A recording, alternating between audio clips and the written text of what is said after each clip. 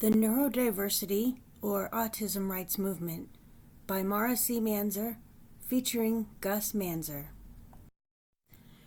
Key points of this movement are things like disability rights or civil rights, or no more abuse at school, or our lives are worth living.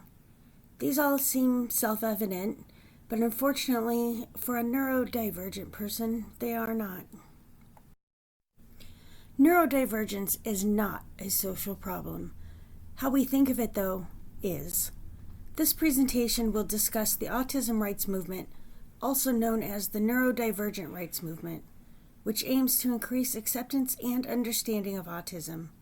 It will cover the history of the movement, its goals, and challenges faced by individuals with autism. By the end of this presentation, you will have a better understanding of the Autism Rights Movement and its impact. It is through this understanding that I believe we as a society will be much closer to solving the social problem of the way the neurotypical populace views and interacts with its neurodivergent counterparts. Some history behind the movement. Diverse neurological conditions gained acceptance and inclusion through the Neurodiversity Rights Movement in the 1990s.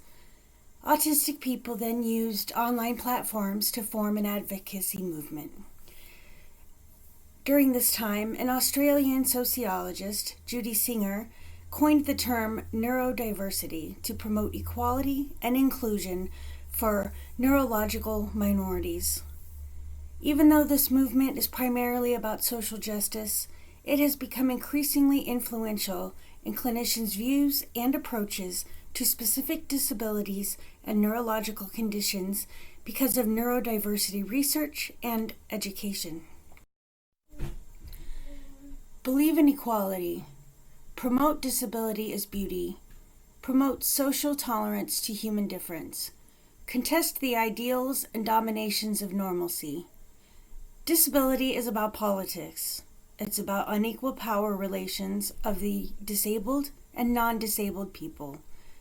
Disability is about a cultural conflict between two groups of people, the non-disabled majority and the minority disability groups. But this society has to be a shared place, with the principles of equality and human diversity. In this picture, you'll see my reason for choosing this topic. This is our 12-year-old son, Demetrius Gustav Manzer, or we call him Gus. By the time Gus was approaching his 3rd birthday, we had already come to believe he was autistic. We watched multiple videos on YouTube of autistic children his age, and the children's behaviors were so similar to those we observed in our son. The obtaining of the diagnosis was merely a formality. We had learned through our early research that there had been new laws passed dictating the services he would be eligible for, but without that piece of paper with the diagnosis on it, he would receive none of them. To say that it was difficult to find that information would be an understatement. It was almost as though the information was being deliberately hidden among pages and pages on the DHHS site. By the time Gus was 5 years old, we made the decision to homeschool him. One of the reasons for this was because of the school's use of ABA, or Applied Behavioral Analysis. This is a treatment technique for behavioral modification of the stimming behaviors that are commonly associated with autistic people. The idea of it is to increase their social abilities, like completing tasks, communicating, and learning new skills. Implementing maintenance behaviors like self-control and self-regulation, teaching them to transfer learned behaviors to new environments, modifying the learning environment to challenge them in certain scenarios. This doesn't sound that bad, right? When I saw firsthand what this looked like, it was like dog training. They would give him a goldfish cracker as a reward for doing the desired behavior, but the self-regulation aspect of it is to train an autistic person to suppress the urge to do stimming behaviors, as in hand flapping, rocking, running around, making specific noises, things like that. These are done to self-soothe an overstimulated brain. According to other autistic individuals that I have spoken to, it is agony to resist these urges. They went on to say that they felt like they were being made to pretend to be totally different than the person they are naturally. The message they believed was being communicated to them was that who they were was not desirable, and that the way they were was not okay. I don't ever want my son or any other person to be made to feel like what makes them special is not okay. To elaborate, they train an autistic person to not be able to self-soothe, essentially, and have to endure a difficult environment that they struggle to navigate. In the infamous words of the Beatles, all you need is love. Love is all you need. Here you see two different sets of symbols. Think this one, not these.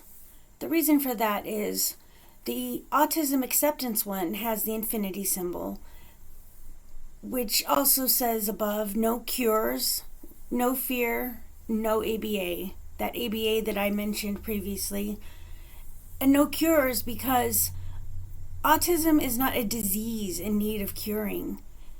It is a neurological condition in need of understanding. And from awareness to acceptance. It's one thing to be aware. It's another thing to be totally accepted of another person. Autism, again, is not a disease which needs cured. An autistic person is different, not less. And these other symbols, the puzzle pieces which most people see, cause the autistic person, in some cases, to feel they create the impression that the autism is seen as a riddle to be solved, or that those with the condition were not whole people. Here are 3 top organizations that were made by autistics for autistics. You see Autistic Kids, Autistic Self-Advocacy Network, and Autism Network International.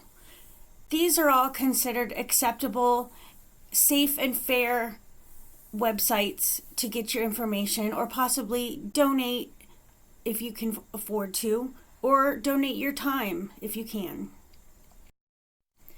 So with all this being said, what can we do? Here's some potential solutions. Do your homework. Visit one of the 3 organizations previously mentioned, or take some time to read up about one you might be thinking of contacting to make sure they are reputable and considered good and helpful by the neurodivergent community. If you do meet someone that is autistic, ask questions, but keep them appropriate. Don't be intrusive. And do this only if they have told you themselves that they are in fact autistic.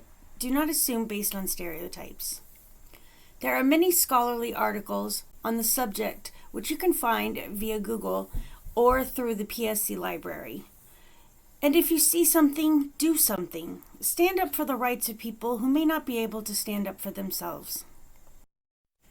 And lastly, here are all the references I used to make this presentation. Thank you very much from me and my family, and especially Gus.